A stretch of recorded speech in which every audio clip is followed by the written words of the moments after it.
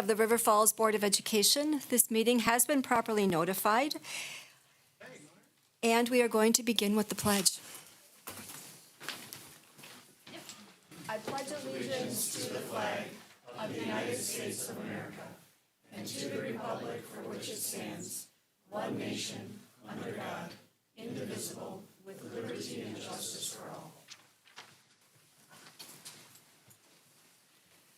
So we are going to move into hearing visitors or delegations, and the first one is Kirka Kressman, who comes to us from the FFA. There's a microphone. So yes, my name's Kirka, and I'm here on behalf of the River Falls FFA and our corresponding alumni, and just as a thank you towards all of you guys for supporting us in our mission for student leadership and agriculture education. Out in the doorway, we have boxes of fruit, which is pears, apples, grapefruits, and oranges for you guys as just a Christmas gift. So we just wanted to extend a thank you. Well, thank you, Kirka. You know, our favorite thing is to have students here. But it's particularly meaningful when students come to say thank you. That doesn't always happen. It seems to me that a sense of gratitude is an important part of character. So this shows well on you and all of your the students in the FFA. So thank you very much. It's very nice. Absolutely. Thank you, guys. And we should say thank you to farmers, past, present, and future. That's very true. That's very true. Are there any other visitors or delegations who would like to address the board this evening? You may have 2 minutes.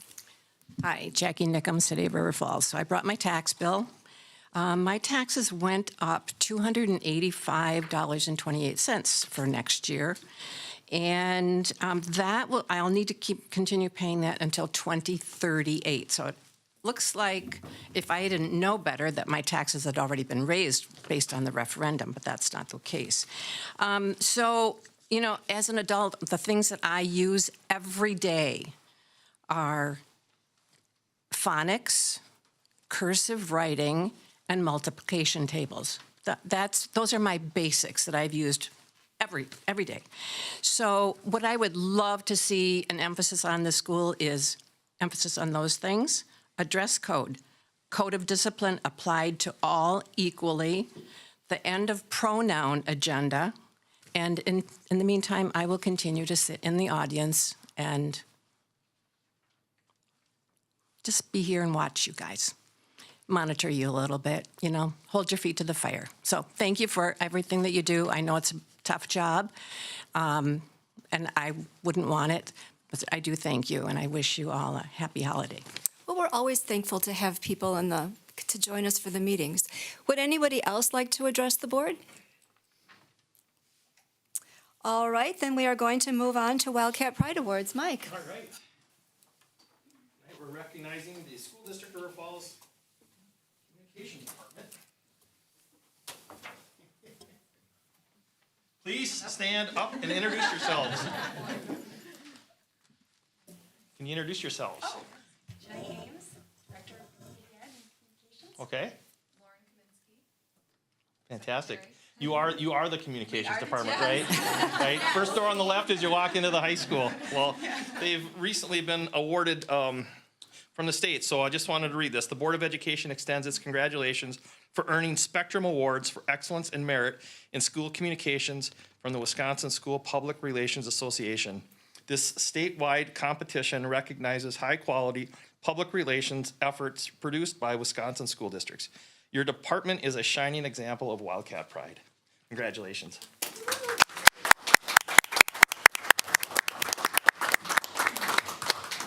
It is well deserved. Oh, sorry about that. Right, put it on Facebook. Yeah, there we go. All that work. Thank you, guys. Thank you very much. It really is important work. And what's even more important is what's behind it, behind all of the loveliness that you do. So thank you. Stacy, if I could just, and Jennifer and Lauren, so the camera didn't get to see us, so if you want to wave at the camera, you can. But this is really important because they not only do communications, but of course they do our community ed program too. And it's just, we've got a really strong community ed program, and we will be presenting at WASB about the community ed program here. And they're both involved in helping to develop the presentation. Jennifer will be down in Milwaukee to do that, but it's really an example for the rest of the state.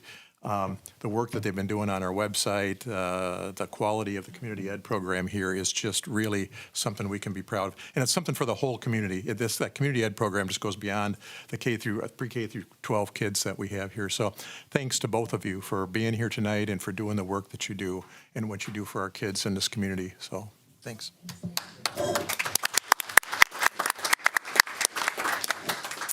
We have a report from our student representative, Liliana. All right, there's not much to say based off from our last meeting, but the high school just finished up their report, or not the report, their production of Anything Goes, which was a great success. I saw it, and it was one of my favorites. Other than that, the sports are still going steady. Seniors are still getting through ACP. It's a struggle, but we're getting there. Other than that, we're all just excited for Christmas break. Well, enjoy the last few days before you have some time off. Good luck. Administrative reports, and I will turn to River Falls High School and the Renaissance Charter Academy. Mr. Lidke and Mr. Silver. You want to go first? Doesn't matter. Go. I'll Okay. cheer you on. Good evening. Just a quick update for our SMART goals. We had a great guiding coalition meeting today with our PLC leaders. We are going to meet our goal of having most, if not all, of our common formative assessments mapped out by the first semester. The next step in that we discussed today a little bit is taking time to, one, look at the data that our common formative assessments are bringing in, and then that should shape and shift our instruction and look at our standards and assessments again. So our teams are really doing great work with that. We really appreciate your PLC time with that. The other one is our academic and career planning. Our seniors are struggling with it a bit. Our deadline for our students to have their first rough draft is by the 22nd, which is coming up here right before holiday break. I would say that 60 to 70% of our students have met that goal.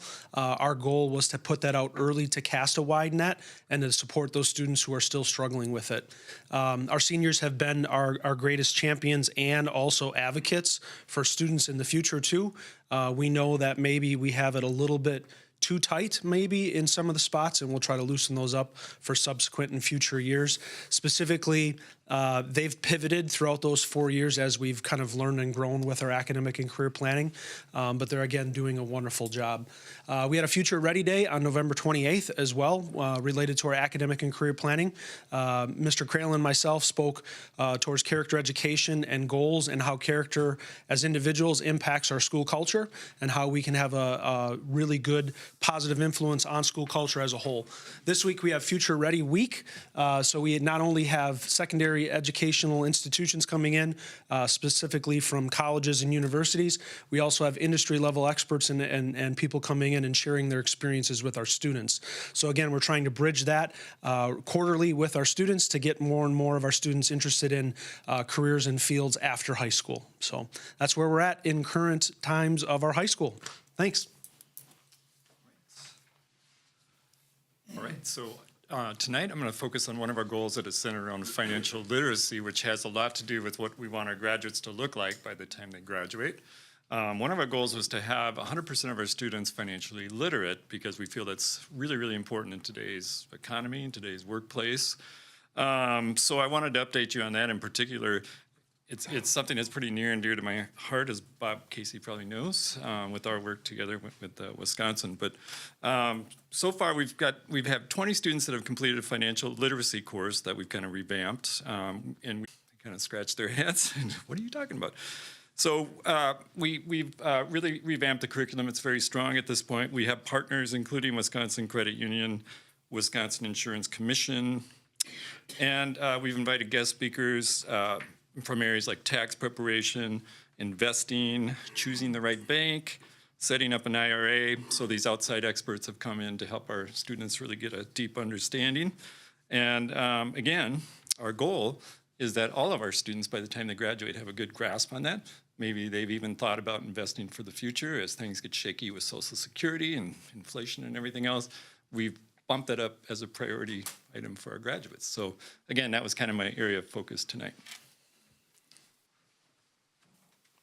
Stacey, just to comment on that. You know, we get asked a lot about what are you teaching them and questions about the curriculum and stuff, and financial literacy often doesn't come up. And it's interesting, as we're asked to do things as a district, in my mind, that's something I learned at home, okay, and that most kids learn at home. And add that to the list of a whole bunch of things that now school districts are being expected to teach kids. Basic things, how to write a check, how to save money, bank account, credit cards, all those kinds of things I learned at home. The other part, though, that really kind of concerns me is how will money transact in their lifetime? Because we're talking these kids, 60, 70, 80 years or more for a good share of them. And the fact that more and more people don't use checks. They may or may not use credit cards. Venmo, other things, touching their phones, and they're transferring money. There are all these kinds of ways. So I know it's getting more complicated, and I appreciate your efforts and the efforts in the high school and other areas to teach this, and I'm glad we have a chance to sort of shine a little light on this because it's an important part. And again, one of those things we're being asked as a district. And now under state law, I think the new state law requires financial literacy. But we've been doing that already, I think, haven't we, Kit, in the high school, which is part of why Chris is here talking about it, but it's now being recognized statewide as how important this is. So. Allison. Alan, I just to follow up on Alan's comments. That was going to be my question: is what you're teaching lining up with what the state's now requiring, and are we doing that across the? Yes. Okay, thanks. Chris, I was in my office a couple weeks ago writing a check for something, I don't know, and one of our college students came into my office. I was writing it in my register. And they said, "What is that?" What is that? Like, oh, my goodness. Yeah. So we taught the whole office what a check register is, so it'd be great if you could take care of that before they get to it. We actually still teach that. Thank you. I appreciate that. Yeah, what is that? I almost fainted.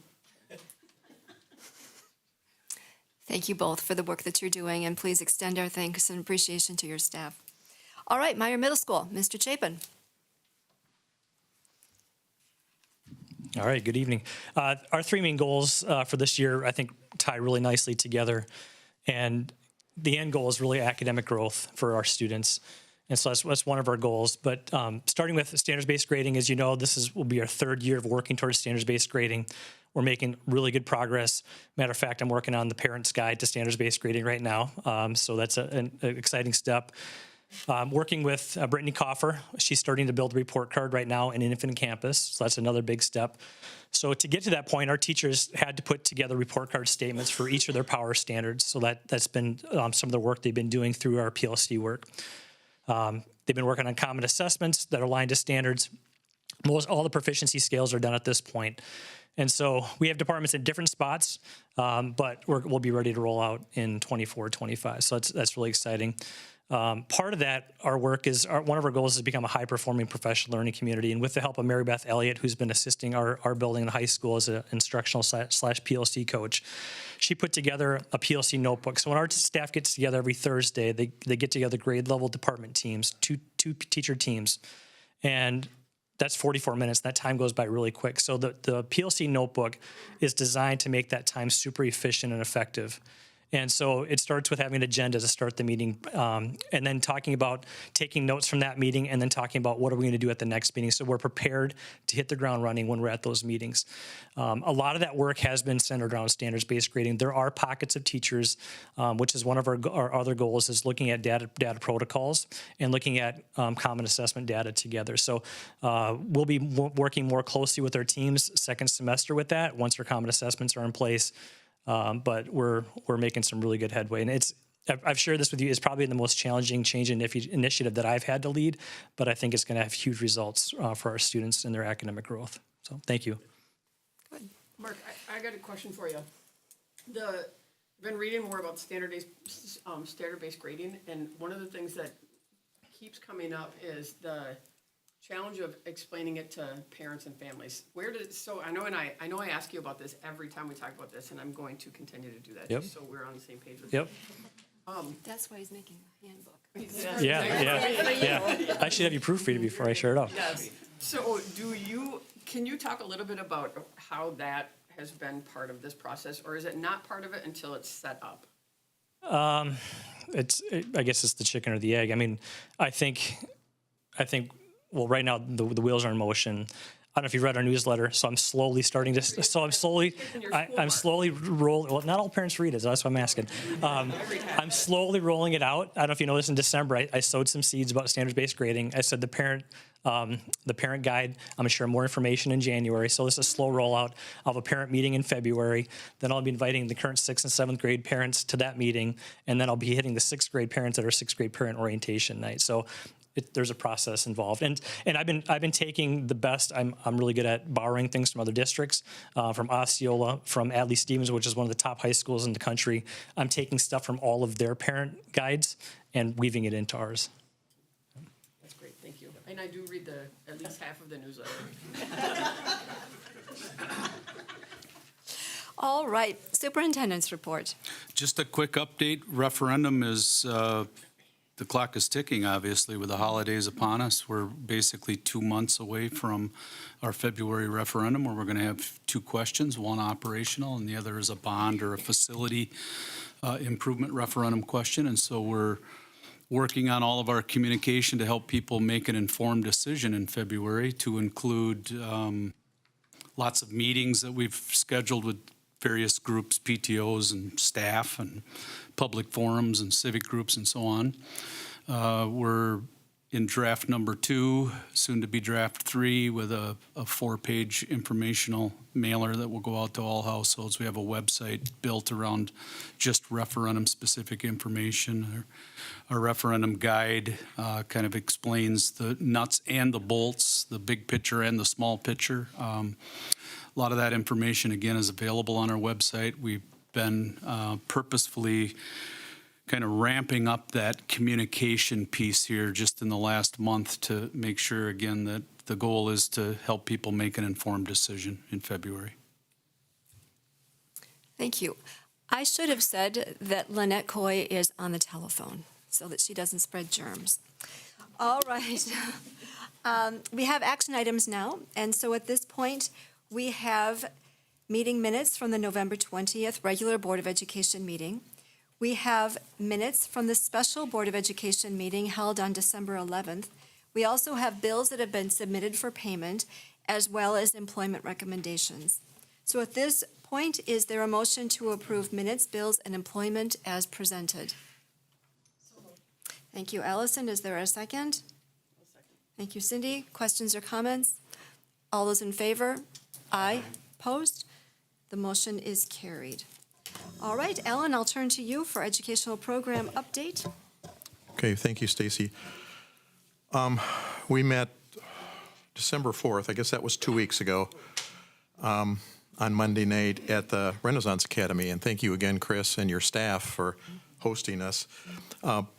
Usually our committee meetings are here in this room, but at times we want to get out and sort of shine some light on some programs that are going on in the district and give us a chance as board members in a more formal sense to be in some of these buildings. And this was a good opportunity because this is a new arrangement that Renaissance Academy has been in a variety of different locations, especially in the last 5 or 6 years. It's got a really long history in this district. There's a deep commitment in this community to that particular program. And it's really well run, and we have it now in a really nice facility. And part of the reason we're there is because we want to open it up and we want to show people and we want to give it some attention. And we did have some community members there, and I appreciate that interest and that support for the program when we've got it. And I think that anybody is welcome to connect and see if they have questions about that. But anyway, so we had a tour, we asked some questions, and we heard from some staff, and that was really, I think, helpful for me. I think it was helpful for the rest of the board members who were there and staff. We also had Natalie Gomez. So then as part of our program, who was there, Natalie Gomez, who was our English language program assistant, talked to us a little bit about the work that she's doing with the English language learners here in the district. And as always, we've got people whose first language is not English when they come into our building, and or whose family does not speak English at home. And what are the services and how do we work with them and what are the numbers and all of that. And I thought that was very informative, and it was useful for us to understand the approach we're using and the success we're having in that right now. Mark Inouye and others also talked to us about the GEDO 2 program, I guess. I'm looking at you with that. It's the General Education Diploma Option 2, which is a program that we have not used in the past, but it is another path toward graduation for those students who have really had some significant issues intervene in their life early in high school. And there literally are kids who, by law, have to stay in high school till age 18, but may only have a small number of credits. And they're just kind of marking time because they're required to be in the building. This is a way in which we can have students work toward a high school diploma, a regular high school diploma, with standards that meets the objectives of what it means to get a high school diploma, but through a different path. And this was informational only, but if we pursue this, this could be a really good option for a very small number of students, but it's important that we don't ignore any of our students who are struggling out there, I guess is maybe the best way to describe that. And it was a really good conversation and discussion about where our students are and how they what are their chances for graduation and that. So also Nate gave us a little bit of information about the current social studies curriculum survey that's sitting out there, and that parents can respond, excuse me, that the teachers can respond to, the parents can respond to. It's also available for community members, et cetera. This is, as we look at our standards each time, we want to make sure that there are opportunities for input. This is not a voting thing, like the most votes some particular item gets, that's what's going to happen. But we do want to make sure that our professional staff have input from a whole variety of people, and I think the survey that you put out there, Nate, is a good one. And it just opens it up so that we can sort of see where's the community on this, where are the staff, where are community members, et cetera.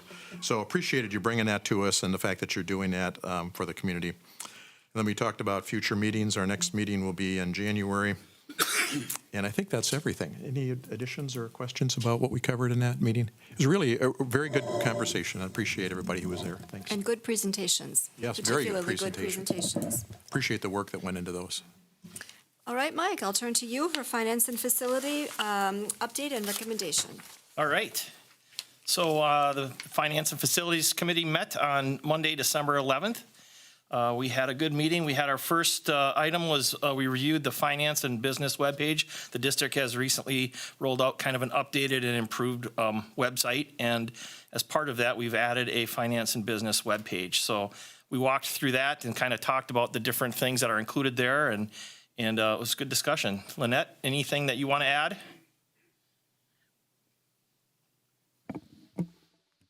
Are you awake, Lynette? It would be good for us to sort of drive through all of the pages on our website at some point, so. Right. Yep.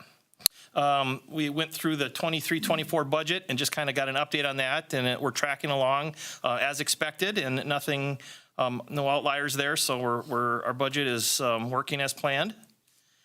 We talked about a financial services advisor recommendation. We have a financial advisor.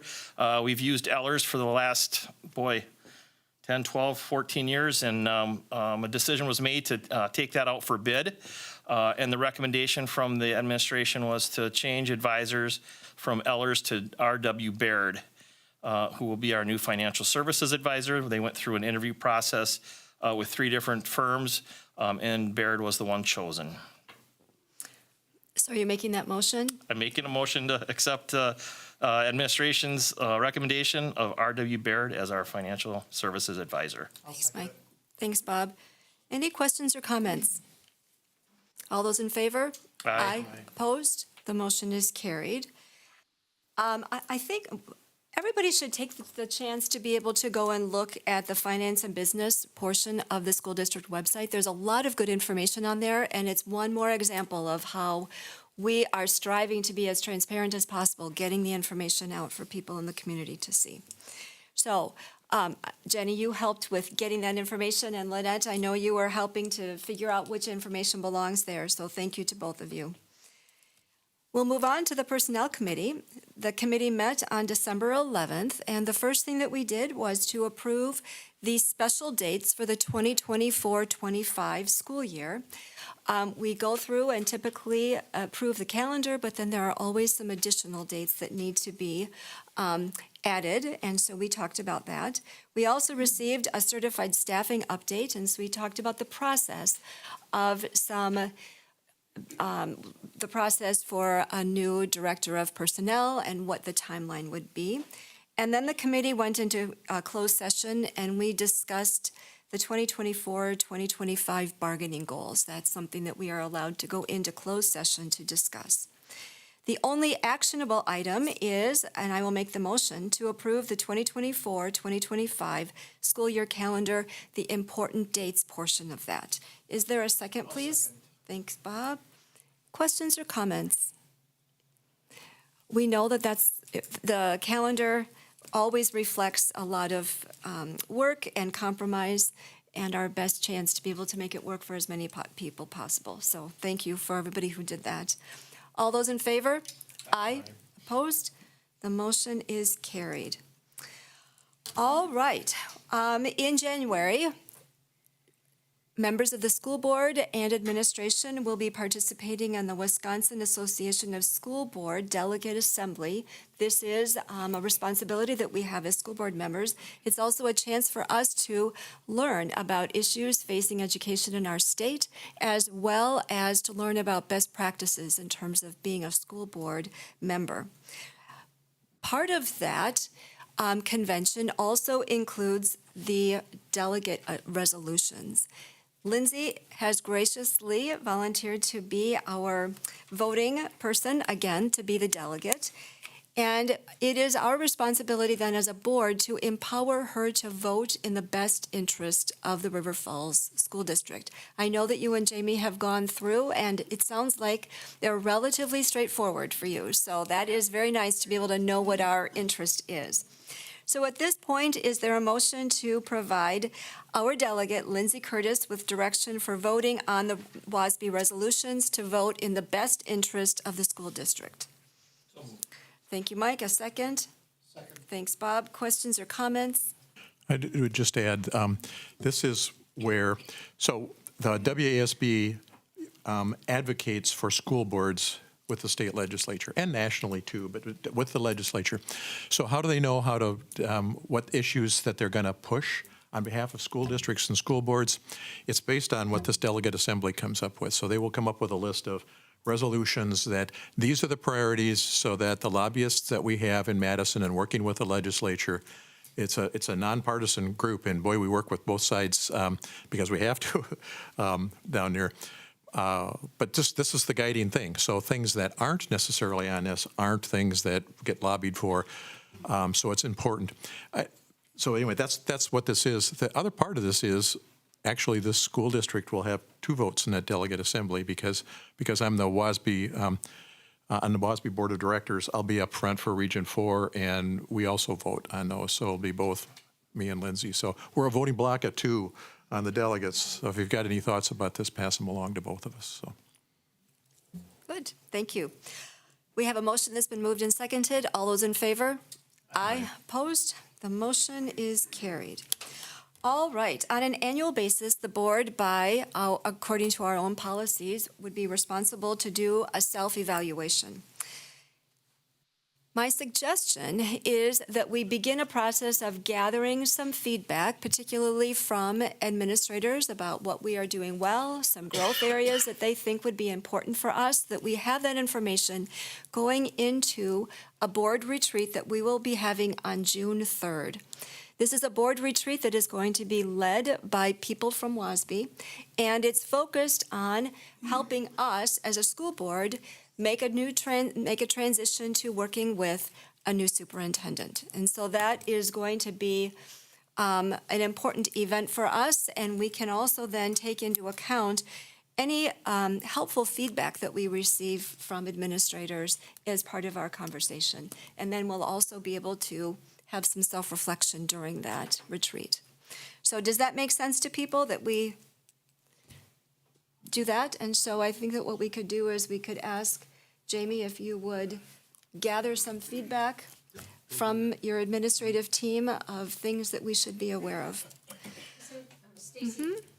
Yep.